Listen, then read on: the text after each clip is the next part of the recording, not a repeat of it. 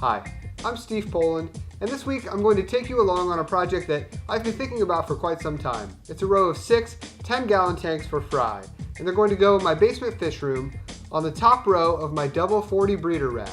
Now I've already bought the tanks. I did it during Petco's last dollar per gallon sale, and I've also already painted the tanks. I always paint the back and bottom of my tanks black. It's super easy. I go 4 coats, one this way, another this way, and then I repeat it again. The coverage on these isn't really a big deal. They're going to be down here in the basement. No one's going to see them, but I just like to do it for the sake of consistency. And having it black on the bottom is nice because it allows you to see the waste really easily. So I have all my parts laid out. The plumbing for this is fairly simple. Each tank will drip in from the continuous drip system and overflow through a bulkhead. Those bulkheads will each have a hose attached, which will drain down to a central manifold, and that manifold will connect to my existing drain system. So here you can see the parts for each tank. The bulkhead, this is a fitting that connects into the bulkhead on the inside of the tank, and it will have PVC running upward. Then on the outside of each bulkhead is an elbow fitting.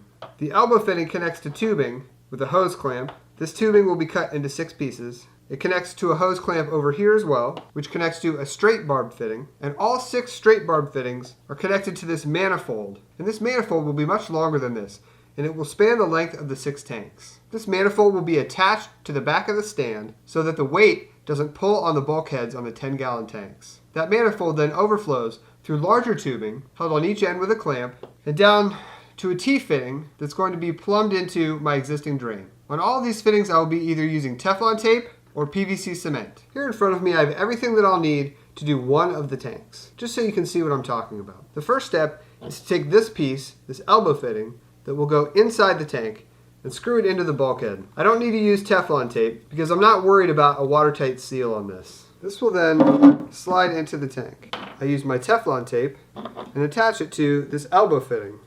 You want to be generous with this tape, especially at the back, because that's where the seal really is. This nut goes on beforehand, but I'm not going to completely tighten that yet.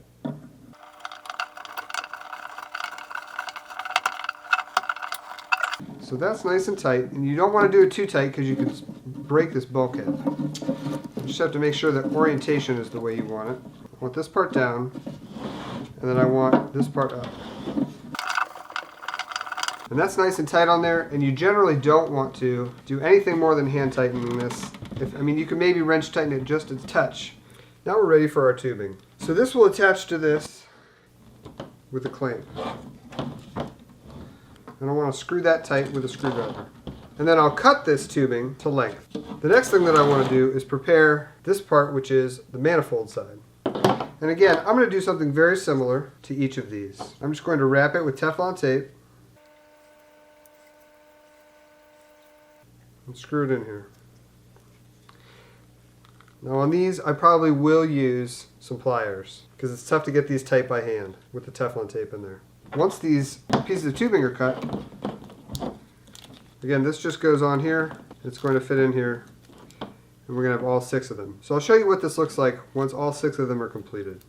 So I now have all 6 tanks fitted with their overflows. They're up here in place. Sorry, there's kind of a bad glare. The tanks need to be cleaned up a little bit. They're brand new tanks, but they've got water spots and a little bit of residue from when they were drilled. All of the lids are sitting in there, heaters, thermometers, basically everything you'll need in there to get these going. So tanks are set and in place, just need to build the manifold. So I've laid out everything that I'll need to make this manifold. We've got PVC primer and cement, PVC cutters, tape measure, paper towels and gloves, Sharpie, PVC, and all of my fittings that I made in the last step. So I know that I want these 2 nozzles to be 9 inches apart. So I know that this is about the length of PVC that I need to cut. And if it's not 100% exact, it's not really a huge deal, but you just want it to be close. So I just draw a line, mark my first piece. I then take my PVC cutters. And if you don't have any of these, and you do any work with PVC and drains with your aquariums, I cannot recommend enough that you pick up at least a very cheap pair like this. This is so much easier than trying to cut PVC on a saw. So I just go to my mark, make my cut. Now I've got my first piece. I'm going to do my PVC welding or gluing here. even though I've done this many times, one of the things I've learned in doing it many times is this stuff will stain your hands, and the glue is a huge pain to get off your hands. It's just easier to wear some gloves, and always have some paper towels. I usually set paper towels down below what I'm doing, and then I have them close by here in case I need to grab one and wipe off any extra cement or glue. So my first connection is going to be between these two, right? Very simple. So I'm not going to show you every single one of these welds, but I'm going to show you one just so you can see exactly how this works. So you just take your primer, and it comes with the brush inside the can here, and you just want to go on the inside of this first fitting, give it a nice coat there. And you just do both ends of this, like so. And I'm going to do my first end of this. Then take your cement, and I will usually do a coat on both. So I'll do a coat inside here, and I'll do a coat on the outside here. Put it in here and give it a twist. And again, so if you want, you'll probably have some excess here, and you can wipe that off if you want to. Very quickly, this stuff sets really quickly, so right away, boom. I mean, I couldn't even, it's only been a few seconds, I couldn't even turn this if I wanted to. As I go through this line, I'm going to want all these facing the same orientation. So when I put this on and I glue it, I'm going to make sure right away that it is correct. Okay, so now we do the other side. Like I said, I need to make sure that these line up, at least close to line up. Wipe off some of my extra, and I'm good to go. Alright, and now I'm going to go ahead and do the rest of these. I won't make you watch every single one, and then I'll have my completed manifold. So I'm done with all of my PVC welds. It runs this whole length here. Starts out and it's got 6 of these hose barbs, all facing the same direction. And then at the end is another hose barb, a larger one, that's going to connect to the drain. So that's a 3/4 inch, and it's facing downward. So the manifold is all ready to go. The next step is to attach it to the back of the rack. So the manifold has been hung. Sorry, it looks a little bit crazy back there. I just put it up with 4 of these brackets, the same brackets that I used to put up my drain lines. This last one only has 1 screw in it because I wanted to do the whole thing at an angle. So the 3 other brackets have 2 screws in them each, and as you can see here, they all line up with the tanks. So I'm going to do the 1/2 inch tubing between those. They will go on with the hose clamp. So I just need to measure those and get those all hooked up. And then this one at the end here is going to go down to the floor, and I'm going to tie into that. And so I will show you once I get that done. Okay, tubing has been hooked up.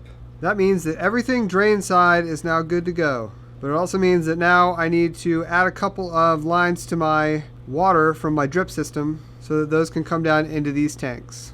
I have some extra valve fittings that I got from Gemco back when I did this originally. I have shut off the water. So these take, first you drill a 5 30-seconds hole. So I'm going to start off doing that.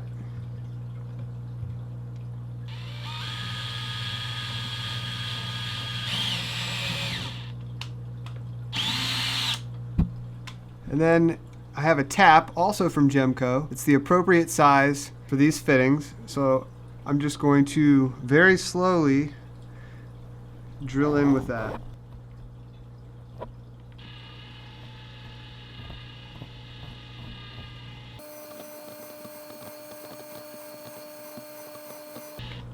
Should be good. Now I back it up.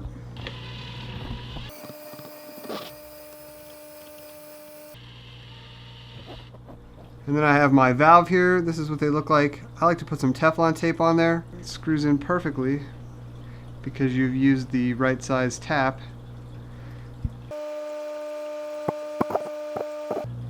Alright. Now we got to hook up some hose. And this tubing comes down and is attached to the tank. I use these clips. They're less than $1 a piece. They're very, very cheap, but they do the job. And hold that tubing on there, and it is dripping into the tank. I've actually filled this first tank, which is pretty tough to see with the glare, but Got some fry in there, some little juvenile peacocks. You can't really see it dripping, but it's dripping into the tank and then overflowing there at the back and down through the system. Seems to be working great. So I've got all 6 of these now set up, pretty much ready to go. When I want to fill the other 5 tanks, I'm in business. I'm really happy with how easy it was to get this first one going. I've got my other sponge filters cycling in another tank so that I can just pop those in these other ones and I'm good to go. So let me know what you think down in the comments. And if this is your first time here, I would love to have you subscribe, because each week I bring you a new video sharing my experiences in the aquarium hobby. I give updates on my tanks, review products, show you DIY projects, and share tips and tricks to help you take your tanks to the next level. Hit subscribe to follow along. Have a good one.